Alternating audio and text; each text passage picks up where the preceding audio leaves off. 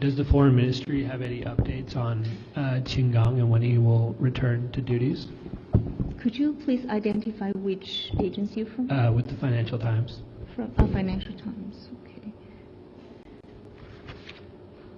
你重复一下你的问题好吗？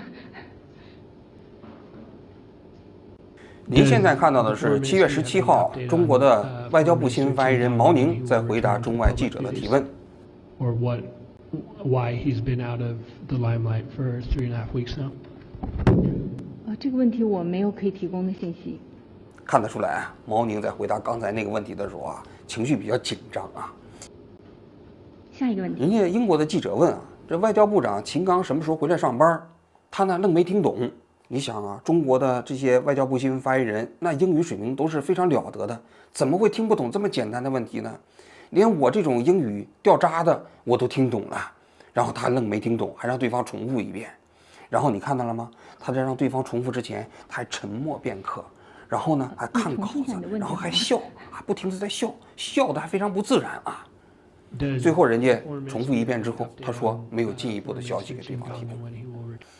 最近一段时间啊，中国的外交部长秦刚啊消失了，不见了。他最近一次出现在公众面前是6月25号，这一天他接见了斯里兰卡和越南的客人之后啊，就消失在了公众的视野之外。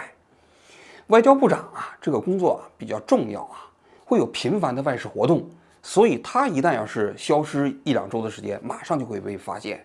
他跟别的部还真不一样。你比如说你民政部长，如果你要是说消失4个礼拜，是不会有人发现的。但是外交部长就不同了，因为每个星期都有多场外事活动。你想想，这个外国的客人到北京访问，你都需要外交部长来接待，不是吗？而且大量的行程都是提前安排好的，不是到北京再现联系。所以可能这些客人来北京之前就已经敲定了哪天什么时间跟中国的外交部长进行会晤。那么一旦要是外交部长缺席，你就必须通知外国政府说秦刚不能出席了。所以在7月上旬的时候啊，很多外国的领事馆呢、政府啊都接到了通知，说秦刚很多活动就取消了，不能如期跟这些部门来会晤了啊。所以外国政府就纷纷询问中国的外交部，到底秦刚外长怎么回事？7月11号这一天啊，汪文斌在接受记者提问的时候主动公布啊，说秦刚外长由于健康原因将会出席东盟外长会议啊。这是中国政府啊第一次主动公布秦刚的去向，就是健康原因，然后暂时休息呗，宣布由王毅代替秦刚来出席东盟外长会议啊。但是这个回答啊，并没有打消外国政府的这个疑问啊。7月14号这一天，汪文斌再次召开新闻发布会，法新社的记者就提问，就问：Regarding Foreign Minister Qin Gang's recent absence from official duties, is this due entirely to health reasons? And are there any updates on when he is expected to return? Thank you. 这汪文斌啊，就开始不停地翻稿子，不停地翻稿子。有人给他数了，说他一共是翻了16秒，这16秒一直在沉默。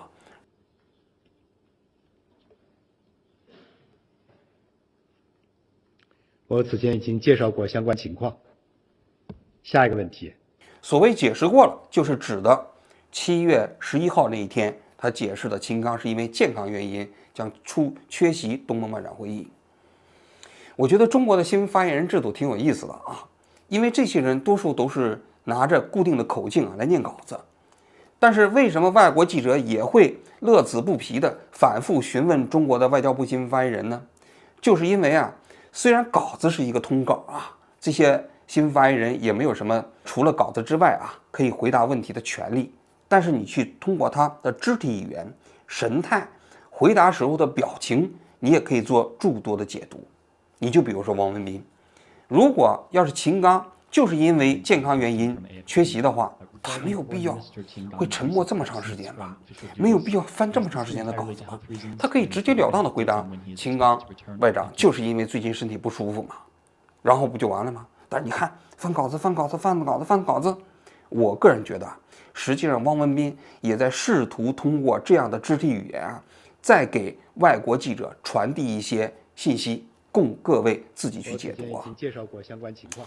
这些常年在外交部参加新闻发布会的外国记者啊，我觉得也挺坏的啊。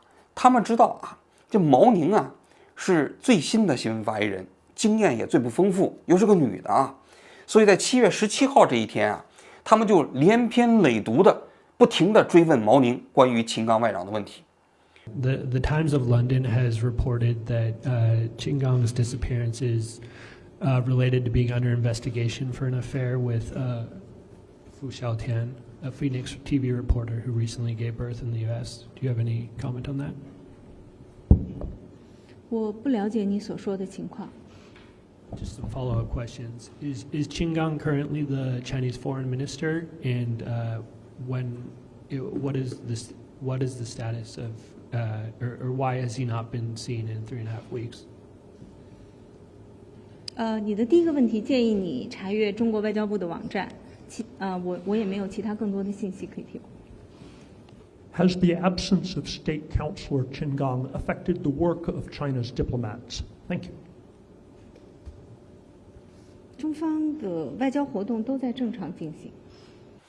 我觉得这4个问题啊，基本上也是在从各个角度啊，在询问毛宁，看毛宁能够透露出来哪些信息。我觉得这些信息啊，都挺值得解读的啊。我今天就想就着中国的外交部新闻发言人的这个回答啊，我来分析一下这个秦刚到底去哪儿了，秦刚到底出了什么事儿啊？首先，秦刚消失这件事情啊，我其实在7月上旬我就知道了。当时啊，秦刚的跟欧盟之间原本有一个会晤，就是欧盟的外长要访华，但是呢，中国当时就通知欧盟啊，说这个已经没有办法进行了，要推迟。欧盟询问原因呢，这个中国的外交部说啊，我们没有什么可以回答的。所以当时欧盟就觉得非常奇怪，我就得到了这个消息啊。当时是秦刚消失1周左右的时间。当时啊，我怀疑啊，这秦刚是不是去搞秘密外交去了？因为我了解的信息啊，就中国现在正在发力中东外交，想要促成啊巴以之间啊达成一个和平协议啊。应该说这个外交野心非常大啊，因为大家都知道，中国今年两会的时候啊，伊朗和沙特的和解就是突然在北京签署了一个协议。这个事情啊，一定是此前就已经做了秘密的外交工作，只不过最后啊，把这个签署协议的这个时间凑在了中国的两会期间，搞献礼外交嘛。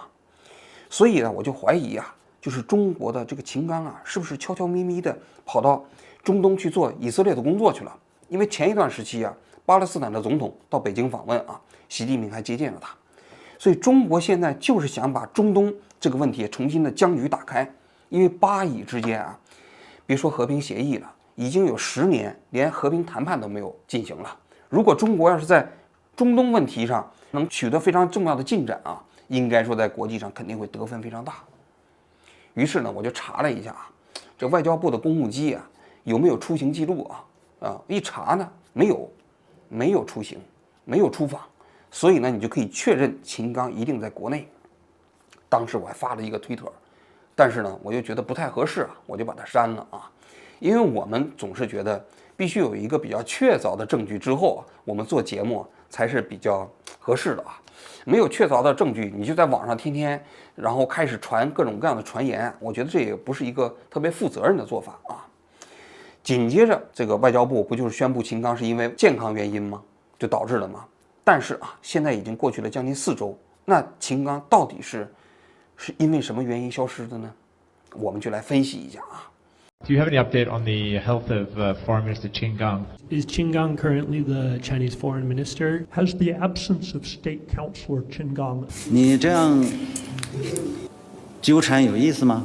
这个问题已经都问过无数遍了。下一个问题。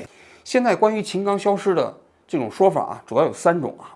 第一种说法呢，就是秦刚是因为身体原因，也就是中国政府公布的啊。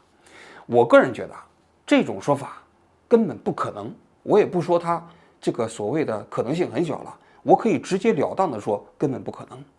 因为中国政府当时宣布秦刚是因为健康原因的时候，有些人猜测秦刚是新冠阳了，但是大家可以想象一下，现在首先这个新冠啊阳了的话，危害性已经非常低了，致病性也非常低了，再加上秦刚年龄也不大，今年只有57岁嘛，而且现在新冠阳性之后也有特效药了，辉瑞的特效药，对不对？所以即便秦刚就是阳了的话，他也不至于消失这么长时间。我特地带来了一本《中华人民共和国宪法》，所以回答你的问题，我首先引用宪法序言里的2句话。第二点啊，有没有可能秦刚得了什么其他的重病呢？网上不是传言吗？说秦刚在301医院做手术呢，肝上出问题了啊！我觉得这些人都不太了解中共的这个干部选拔体系啊。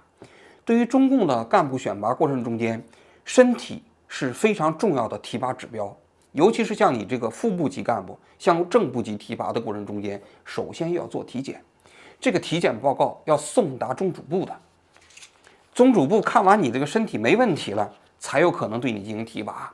如果你身体有问题，就根本不会提拔。而且现在北京的医疗保障水平啊，对于一个人有没有可能出现一种危及身体的大病，完全可以查清楚。所以秦刚从副部长直接变成了外交部长，又变成了国务委员，这个过程中间一定经过非常缜密的体检，一定可以确认他身体没有大的问题。如果有问题的话，就不可能提拔。我给大家讲一个故事啊，当年回良率啊要提拔国务院总理之前啊，他去东北去视察，结果视察的过程中间突然发生了车祸，这车祸还挺严重啊，把脸撞了，毁容了。当时啊就非常焦急，为什么呢？因为已经准备提拔回良率了，但是如果他是发生车祸，脸要是毁容了，就没办法当国务院副总理了。所以回良率就消失了一段时间，做什么去了？做整容手术。当然，这整容手术非常成功啊。等回良率再次回到公众面前，你是根本看不到一丁点儿他脸上出车祸的痕迹啊。所以你可以看到了，对于这个级别的干部啊，那个医疗保健水平啊，实际上是一般人很难想到的。所以我的结论是，秦刚根本不可能是因为健康原因消失的，这是第一点。第二点就是网上现在都传言秦刚跟凤凰卫视的主持人叫付小田啊有染，在美国呢住了一个大 house， 这 house 呢一个月租金呢6、7万美金，同时还生了一个宝宝，说这宝宝就是秦刚的，那就说明这秦刚腐败被人发现了啊，传的是有鼻子有眼啊。主要的证据呢有几个方面，第一个呢就是付小田发的那个帖子啊，说秦刚生日的前一天抱着孩子说祝他爸生日快乐，这是证据。第二呢，就付小田呢曾经采访过秦刚，在采访秦刚之后啊，镜头中间两个人好像非常亲密啊，还有点暧昧啊。他还是出武器啊。那么乌克兰的危机啊，之所以发展到今天，美国当然也是直接的当事方啊，是吧？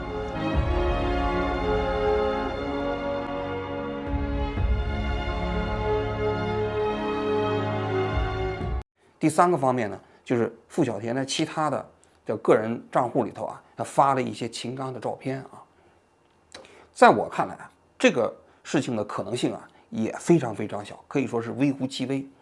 为什么呢？我来讲一下我的理由啊。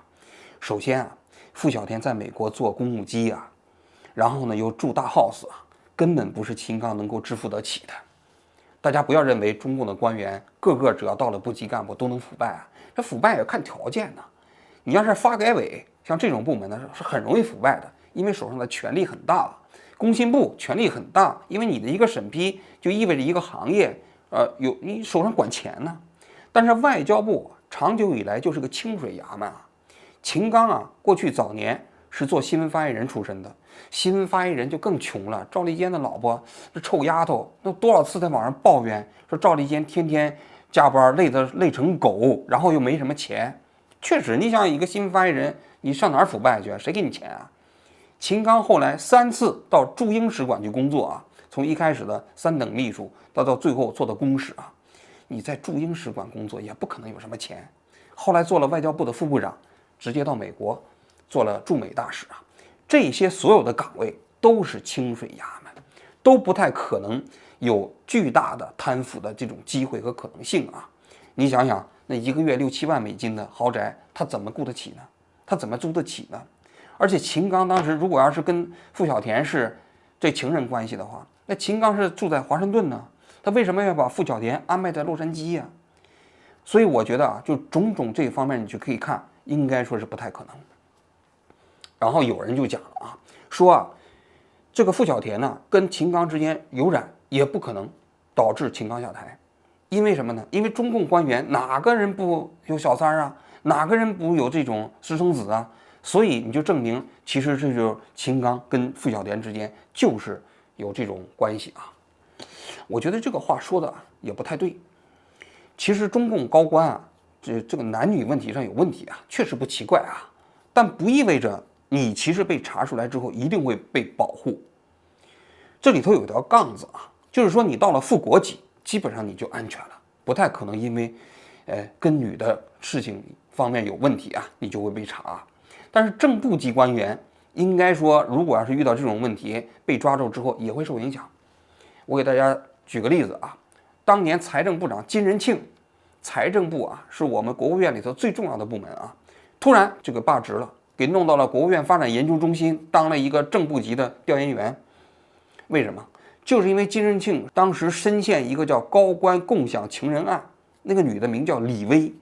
这个李薇啊，其实长得很一般啊，但是这女的长袖善舞啊，专门跟中共的高级官员这个睡觉，然后呢，他们之间还互相介绍啊，基本上都是副部级和部级的。而金仁庆就是这个李薇案中间重要的前客，就帮助其他的高级官员介绍认识李薇。这个事情被发现之后啊，整个这所有的干部全部被这个去职了，然后又一调查，肯定也有腐败嘛，然后很多人都抓起来了。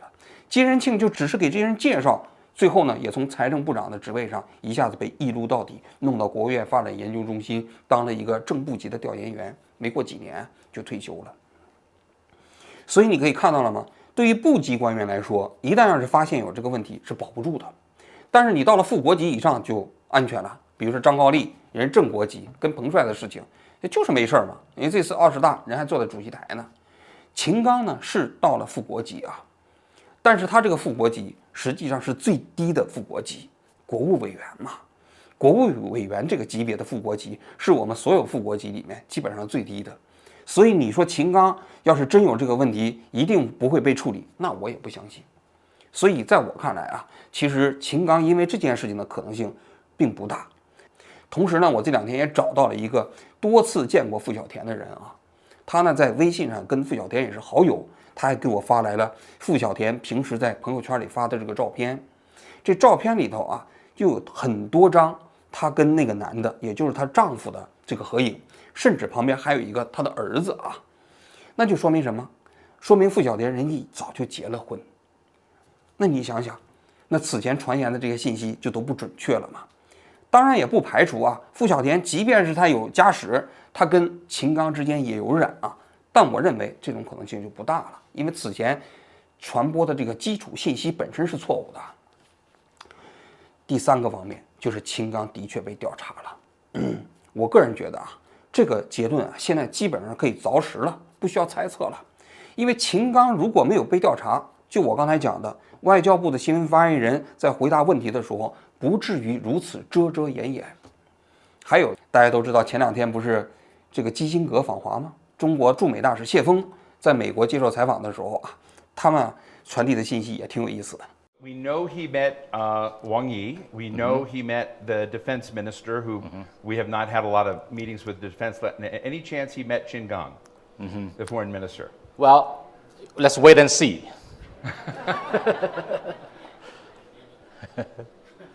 Any more? No. Yes, there will be more.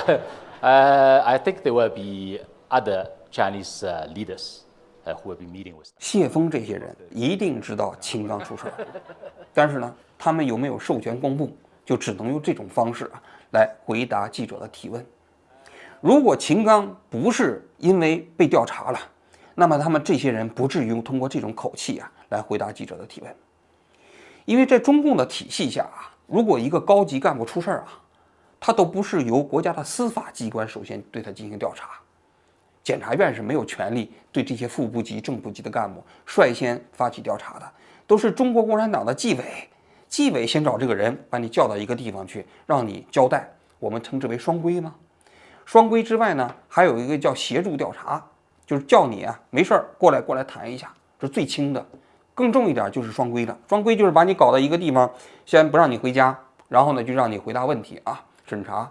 当然，这中间有一些人审查之后没问题，又把你放了；如果审查有问题又比较严重的话，就直接转移到了司法机关。在调查期间，确确实实啊，你就会表现出来这些官员啊就消失了，因为还没有形成结论嘛。于是怎么办呢？就只能说是身体健康原因或者是休假。当时王立军出事的时候，不是什么休假是这什么调查嘛？包括中国公安部原先有个副部长姓孟的，也是调查期间他就消失了。等再次回到公众视野的时候啊，他已经被移送到司法机关了。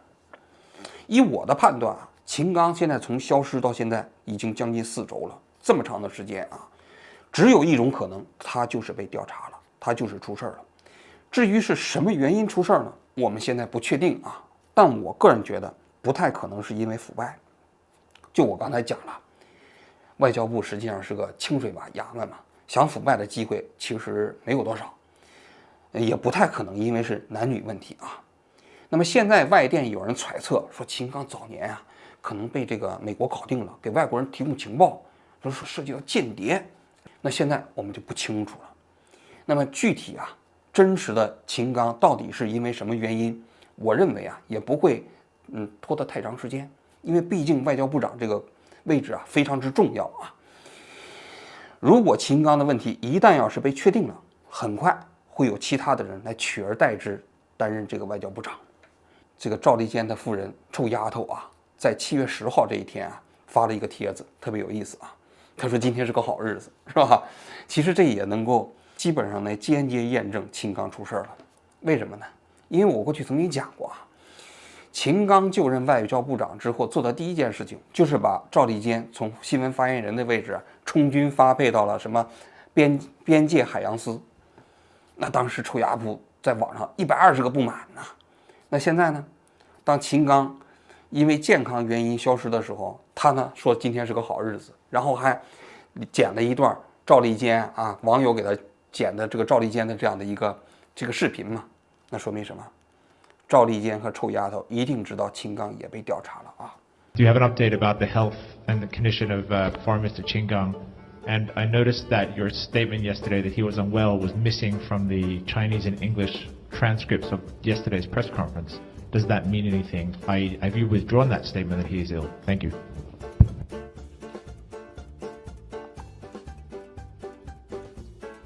就如你们的报道什么由你们来定一样，我们发布的内容由我们来定，这也没有什么可奇怪的地方。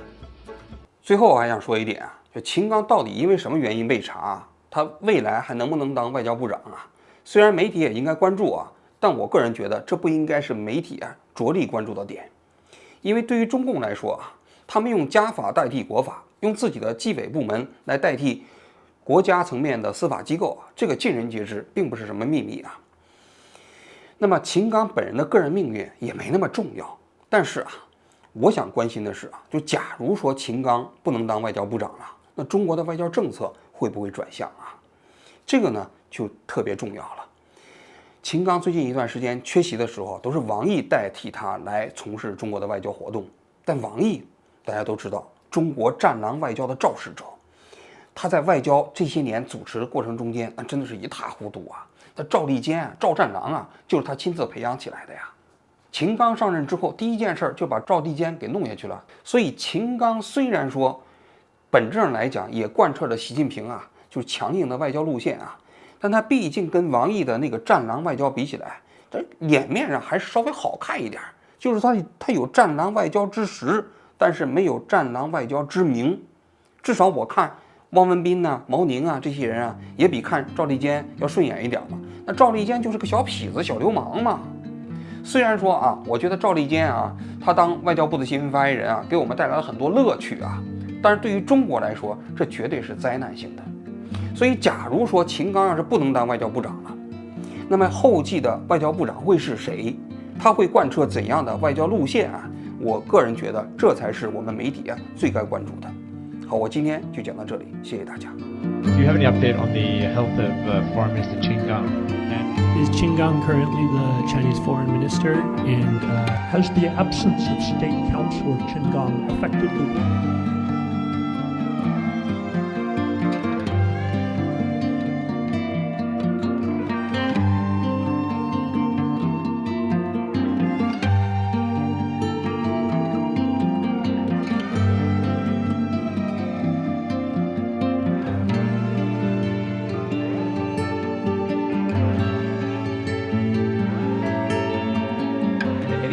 met Qin Gang, the foreign minister? Well, let's wait and see.